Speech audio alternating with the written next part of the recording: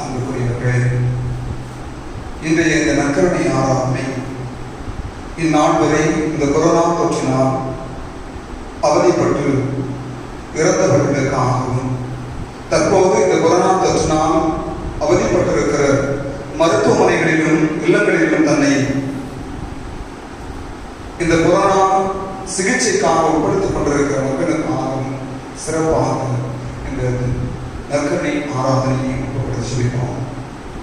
அன்புக்குரியவர்களே, இந்த நாட்களில் நாம் சந்தித்துக் கொண்டிருக்கிற இந்த சூழ்நிலை, இந்த கொடிய கொரோனா தொற்று இதனால் ஏற்படுகிற பயம், உண்மையிலேயே இந்த சூழ்நிலையில் நாம் பயந்து போயிருக்கிறோம்.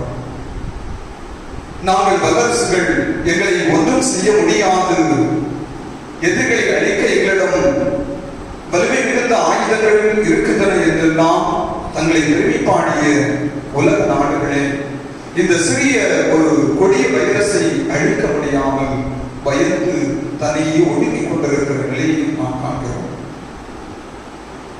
உலக மக்கள் அனைவருமே இந்த கொடிய கொரோனா தொற்றிலிருந்து விடுதலை பெற வேண்டும் என்று ஜெபித்துக் கொண்டிருக்கிறார்கள். நாமும் இந்த நற்கருணை ஆராதனையை முன்னெடுத்திருக்கிறோம். ஆனாலும் இந்த தொற்று அதிகரித்துக் கொண்டு போவதை தவிர சற்றும் குறைவுபடவில்லை. இறப்பு விகிதம் அதிகரித்துக் கொண்டு போகிறதை தவிர சற்றும் குறைவுபடவில்லை. ஏன் இந்த நிலை?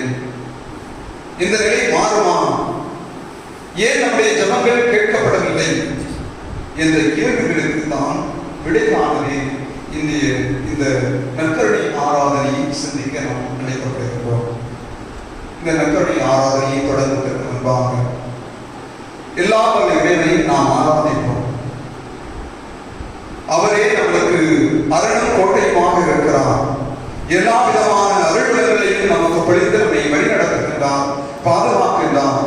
எனவே இந்த நற்கருணை ஆராதனை முழுவதுமாக அவருடைய அருள்கரத்தை நாடி ஆராதனையின் வல்ல தேவனை ஆராதிக்கின்ற நிகழ்வில் நாம் அனைவரும் இணைந்து செல்கிறோம்.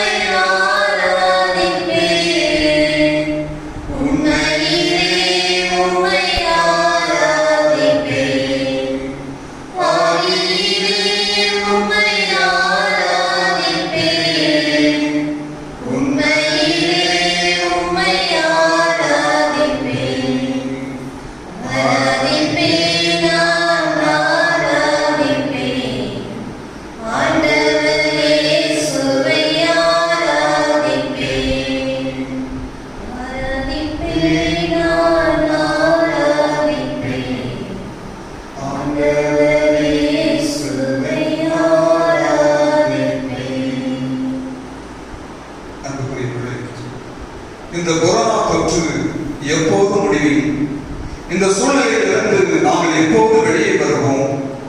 இந்த பதிலை தான் ஒவ்வொரு மனிதர்களும் எதிர்பார்த்து கொண்டிருக்கிறார்கள். இந்த கேள்விக்கான பதிலை தியானிக்க மத்தேயு நற்செய்தி அதிகாரம் 9 இறைவசனம் 20 முதல் 22 முடியுள்ள இறைவசனங்களை நாம் வாசிப்போம். இதற்கான பதிலை இந்த வாசகங்கள் நமக்கு கொடுக்கின்றன.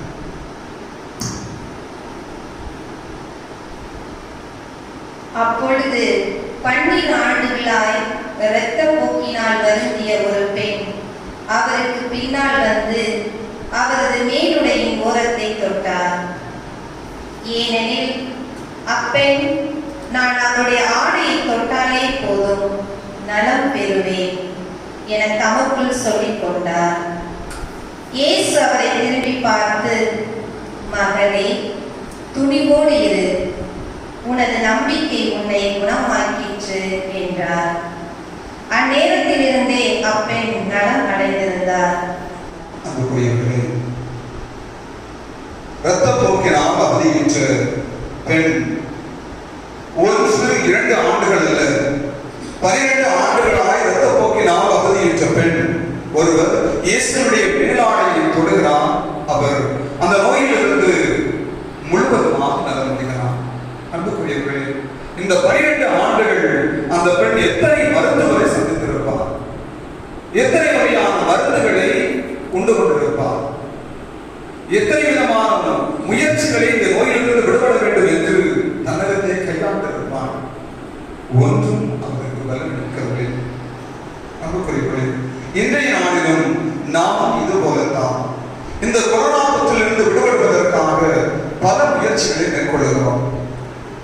தடுப்பூசியை போட்டுக் கொண்டிருக்கிறோம், முகக்கவசத்தை அணிந்து கொண்டிருக்கிறோம், அவ்வப்போது நம்முடைய கைகளை நன்றாக கழுவி கொண்டிருக்கிறோம், சமூக இடைவெளியை பின்பற்றுகிறோம். ஆனால் இந்த கொரோனா தொற்றிலிருந்து நமக்கு விடுதலை கிடைத்த பாடில்லை. தொற்று அதிகப்படுத்திக் கொண்டே இருக்கிறது. எப்பொழுதுதான் இந்த தொற்றிலிருந்து நமக்கு விடுதலை வரும் என்ற எதிர்பார்ப்போடுதான் இத்தனை முயற்சிகளையும் நாம் மேற்கொண்டு வருகிறோம்.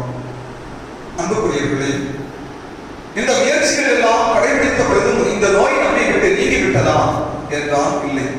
அல்லது இந்த நோயோடு தான், இந்த கொரோனா தொற்றோடு தான் நாம் இந்த வருகின்ற நாட்கள் முழுவதும் வாழப் போகிறோமா? தெரியாது. இதற்கு முடிவெடுத்த ஒரே ஒருவர் இயேசு மட்டும்தான். இந்த 12 ஆண்டுகளாய் அவதியுற்ற பெண் இயேசுவை பற்றி கேள்விப்படுகிறார். இயேசுவை காண வேண்டும் என்று ஆவல் கொள்கிறார். இயேசுவோடு பேசுகிறவர்கள் நலம் பெறுகிறார்கள்.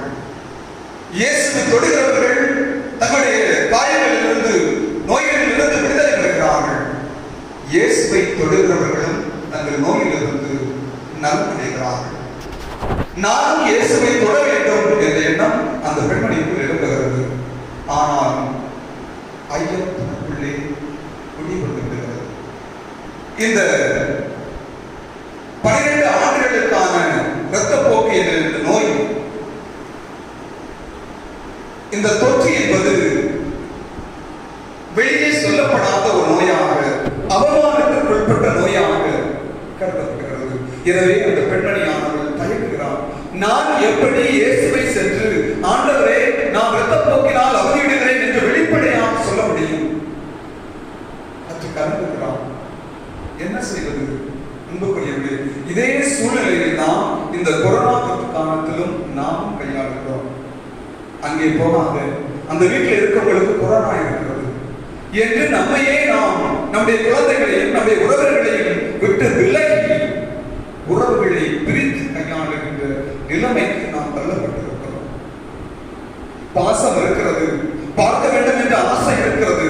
ஆனாலும் இந்த கொரோனா தொற்று நம்மை நெருங்க விடாமல் தவிர்க்கிறது.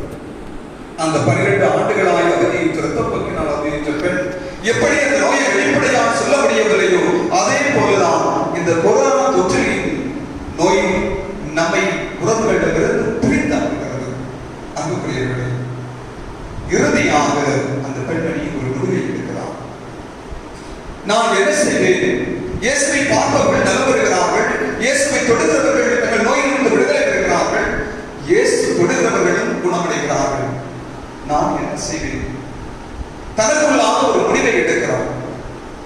நான் இயேசுடைய ஆடையின் ஓரத்தை தொடுவேன்.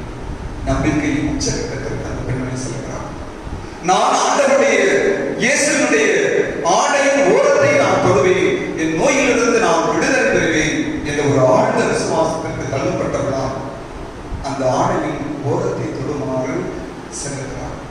அன்புக்குரியவர்களே, நாமும் சரி இந்த நோயிலிருந்து விடுதலை பெறுவதற்காக பல்வேறு விதமான ஜெப வழிபாடுகளை மேற்கொண்டிருக்கிறோம். இந்த உலகம் முழுவதுமே இறைவனிடம் ஜெபித்துக் கொண்டிருக்கிறது, பல வகையான ஜெப வழிபாட்டை மேற்கொண்டிருக்கிறது. ஆனாலும் நமக்கு பதில் கிடைத்திருக்கிறதா என்றால் இல்லை.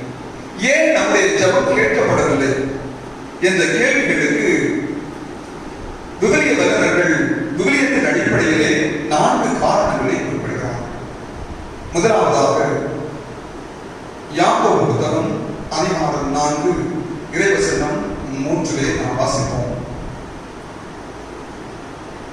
நீங்கள் கேட்டாலும் ஏன் அடைவதில்லை? நீங்கள் கேட்டாலும் ஏன் அடைவதில்லை? ஏனெனில் நீங்கள் தீய எண்ணத்தோடு கேட்கிறீர்கள். நீங்கள் தீய எண்ணத்தோடு கேட்கிறீர்கள். சிற்றின்ப நாட்டங்களை நிறைவேற்றவே கேட்கின்றீர்கள். சிற்றின்ப நாட்டங்களை நிறைவேற்றவே கேட்கிறீர்கள். நீங்கள் தீய எண்ணத்தோடும் உங்கள் சிற்றின்ப நாட்டங்களை நிறைவேற்றவும் உங்களுடைய ஜெபங்கள் இருப்பதால் அந்த ஜெபம் இறைவனால் கேட்கப்படாது. ஒட்டுமொத்தமாக உங்களுடைய ஜெபம் சுயநலத்தோடு இருக்கும் பொழுது அந்த ஜெபம் உண்மையிலேயே கேட்கப்படாது. இறைவா என்னுடைய நோயை குணப்படுத்தும், என்னுடைய குடும்பத்தினுடைய நோயை குணப்படுத்தும் என்று சுயநலத்தோடு நம்முடைய ஜெபம் இருக்கும் பொழுது உண்மையிலேயே அந்த ஜெபம் கேட்கப்படாது என்பதை யாக்கோபு புத்தகம் தெளிவுபடுத்தும். இரண்டாவதாக எசேயா புத்தகத்திலே 59வது அதிகாரம் 2வது இறைவசனம். எசேயா 59 2வது இறைவசனம். உங்கள் தீச்செயல்களே உங்களுக்கும் உங்கள் கடவுளுக்கும் இடையே பிளவை உண்டாக்கியுள்ளன. உங்கள் தீச்செயலே உங்களுக்கும் உங்கள் கடவுளுக்கும் இடையே பிளவை உண்டாக்கியுள்ளது. உங்கள் பாவங்களே அவர் செவி சாய்க்காதவாறு அவரது முகத்தை உங்களுக்கு மறைத்துள்ளன. உங்களுடைய பாவங்களே அவர் உங்களுடைய ஜெபத்திற்கு செவி சாய்க்காதவாறு உங்களுடைய முகத்தை மறைத்திருக்கிறது. அன்புக்குரியவர்களே, நம்முடைய பாவத்தை ஒழித்து வைத்துவிட்டு மறைத்து வைத்துவிட்டு ஆண்டவரே என்னுடைய ஜெபத்தை கேளும் என்றால் அந்த ஜெபம் கேட்கப்படாது. நம்முடைய சுயநலத்தோடு ஜெபிக்கிற ஜெபம் கேட்கப்படாது. இரண்டாவதாக நம்முடைய குற்றங்களை, நம்முடைய குறைகளை, நம்முடைய பாவங்களை மறைத்து வைத்துவிட்டு ஆண்டவரே என்னுடைய ஜெபத்தை கேளும் என்றால் அந்த ஜெபம் கேட்கப்படாது.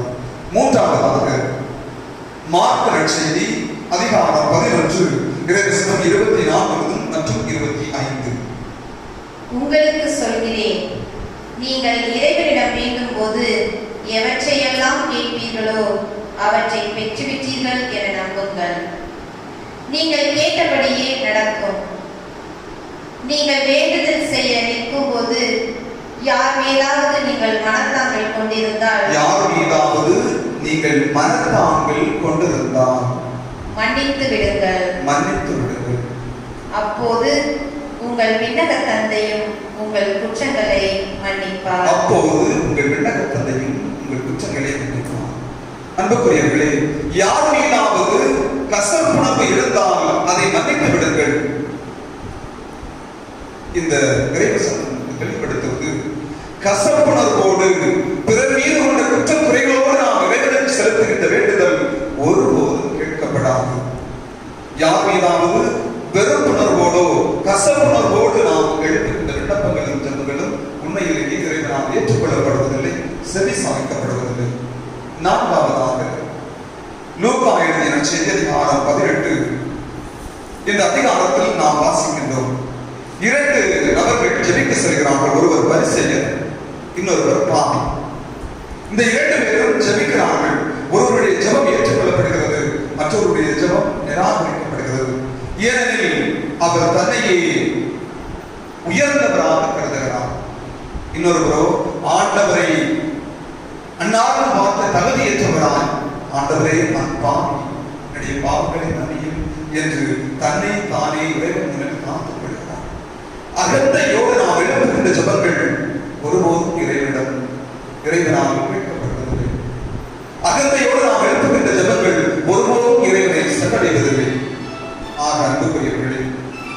4 காரணத்திற்காக நாம் எழுப்புகின்ற ஜெபங்கள், நாம் எழுப்புகின்ற விண்ணப்பங்கள் ஒருபோதும் இறைவனால் கேட்டுக்கொள்ளப்படுவதில்லை. சுயநலத்தோடு நாம் எழுப்புகின்ற விண்ணப்பங்கள், பாவத்தை மறைத்து வைத்துவிட்டு ஒளிந்து வைத்துவிட்டு நாம் எழுப்புகின்ற ஜெபங்கள், யார் மீதாவது கசப்புணர்வோடோ நாம் எழுப்புகின்ற விண்ணப்பங்கள் அல்லது அகந்தையோடு நாம் எழுப்புகின்ற விண்ணப்பங்கள் ஒருபோதும் இறைவனால் கேட்டுக்கொள்ளப்படுவதில்லை.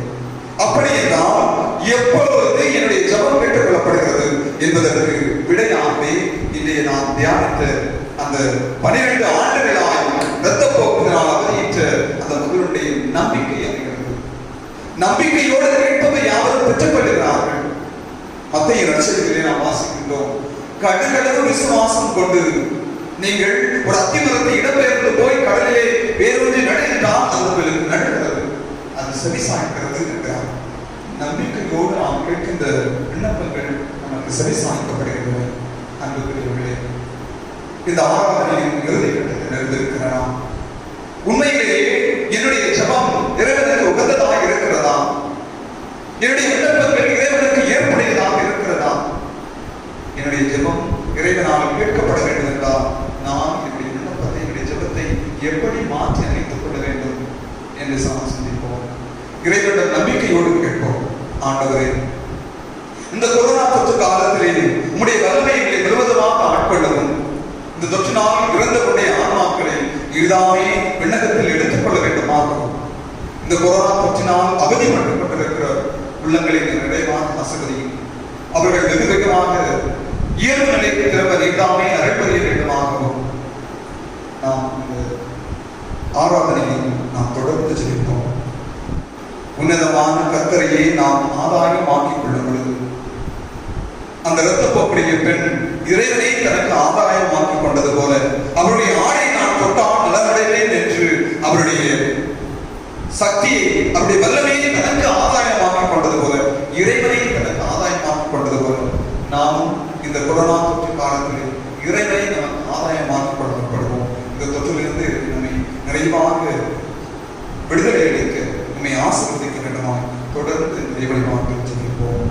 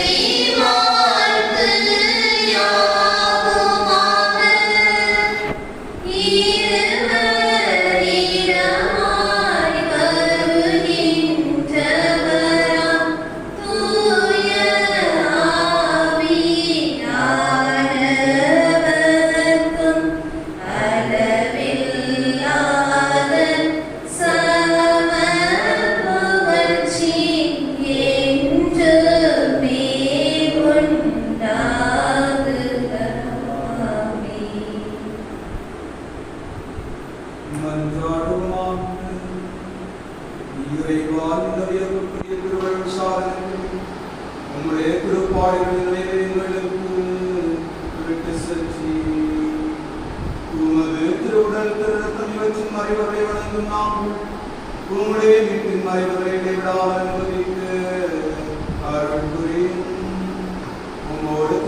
ஆவியாரின் இறைவனாகிய வாழ்ந்து ஆட்சி செய்கின்ற எங்கள் ஆண்டவரும் உம்முடைய ஸ்தலமாகிய இயேசு கிறிஸ்து வழியா உம்மை மன்றாடுகிறோம்.